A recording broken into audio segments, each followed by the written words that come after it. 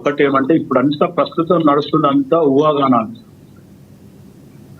ఎప్పుడైతే కవిత సంతకి లెటర్ రాయడము, ఆమె 2వ తారీఖు లెటర్ రాసి 16వ తారీఖు ఆమె అమెరికా పోవడము, 23 తారీఖు రోజు ఆమె అమెరికాకి రిటర్న్ రావడం, దానికి ముందు ఒక రోజు 2 రోజుల ముందు ఈ లీక్ పెట్టింది. ఈ లీక్ కూడా పెట్టింది ఎవరు ఎవరు ఎవరు అనేది ప్రశ్నించారు. గతంలో కూడా కవిత రాయలేదు, ఇంకెవరో రాయలేదు, రాసిండ్రు అనేది కూడా జనరల్ గా చర్చలు వచ్చినాయి. కానీ నేను గతంలో మాట్లాడిన డిబేట్లలో ఓపెన్ గా చెప్పినా ఇది కవితనే రాసింది. ఎందుకంటే కవిత గనుక రాయకపోయి ఉంటే ఈరోజు బీఆర్ఎస్ వాళ్ళు మొత్తానికి రోడ్ల పైన వచ్చేసి ధర్నాలు, రాస్తా రోగులు అనే యాక్టింగ్ చేసేవారు. ఇప్పుడు వాళ్ళు ఎవరు ఏం చేస్తలేరు అంటే అర్థమైంది, కవితనే రాసి కవిత ఒకరోజు నేను అమెరికా పోయి దీన్ని లీక్ చెప్పడం జరిగింది. ఆమె చర్చనీయం చేసింది. వరంగల్లో జరిగిన సభ, ఎల్కతుర్తిలో జరిగిన సభలో కేటీఆర్ ని హైలైట్ చేయడం జరిగింది. అయితే మొత్తానికి బీఆర్ఎస్ కి కాబోయే నాయకుడు, రేపు రాబోయే నాయకుడు కేటీఆర్ అనేది కేసీఆర్ చెప్తుండు అనేది తన ఆలోచనలో వచ్చేసింది. అయితే నా పరిస్థితి ఏంది, నా పొజిషన్ ఏంది అనే రకంగానే కవిత ముందుకు పోయింది. ఆ విషయంలోనే కవిత ఇవన్నీ లెటర్ రాయడము. చాలా మంది ఏమంటున్నారంటే ప్రతిసారి కవిత ఏదైనా ఉంటే లెటర్ రాస్తుంది అని చెప్తుంది. కానీ ఎవరైతే కల్వకుంట్ల రమయ్యారావు, ఎవరైతే కేసీఆర్ అన్న కూతురుందో ఆమె స్వయాన చెప్పడం జరిగింది. 2001 కి ముందు ఎప్పుడో 2000 లేకపోతే 1999 ఆమె ఏదో ఒక ఇబ్బందికరమైన పరిస్థితుల్లో ఆమె పెళ్లికి ముందు ఒక లెటర్ రాయడం జరిగింది తప్ప ఆ తర్వాత తండ్రితో ఎప్పుడు కూడా ఏ లెటర్ కూడా రాయలేదు అనేది ఆమె కళాఖండిగా కూడా చెప్పడం జరిగింది. అయితే ఇప్పుడు మొన్నటిసారి తన ఏదైతే లిక్కర్ స్కామ్ లో దొరికిన తర్వాత కేసీఆర్ కి నిజంగా కూడా అది చాలా బాధ కలిగించింది. మొత్తానికి నేను నా పిల్లలని ఈ స్థాయిలో చూసుకోని అనుకున్నాను, నేను నా భార్యనే ఉన్నాము, మాకు పావుసారి బియ్యం ఉంటే సరిపోతుంది అన్నాడు. పిల్లలు అమెరికాలో ఉన్నారు, మంచి ఉద్యోగాలు చేసుకుంటా చెప్పాడు.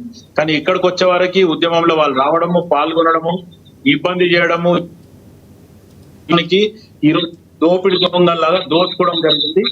ఆ విషయంలో కేసీఆర్ కూడా ఈరోజు ఆలోచిస్తుండు దాని విషయంలో. ఎందుకంటే తప్పిదం జరిగింది, నేను ఫ్రీడమ్ వదిలినందుకు నా పిల్లలే నన్ను ముంచిండ్రు అనే రకంగా కూడా ముఖ్య కేసీఆర్ ఆలోచిస్తున్నట్టే కూడా ఆశ్చర్యపడాల్సింది లేదు. ఇప్పుడే మీరు ఇంతకు ముందు ఒక మాట చెప్పిండ్రు, మీడియాలో రావడం కూడా జరుగుతుంది. కేసీఆర్, హరీష్ రావు వాళ్ళకు వచ్చిన నోటీసులకి హాజరు కావాలని ఆలోచిస్తారు. ఎస్, అది మంచి నిర్ణయం. ఒకవేళ హాజరు కాకపోతే మేమే దొంగలము అనేది ఒప్పుకున్నట్టు అవుతుంది.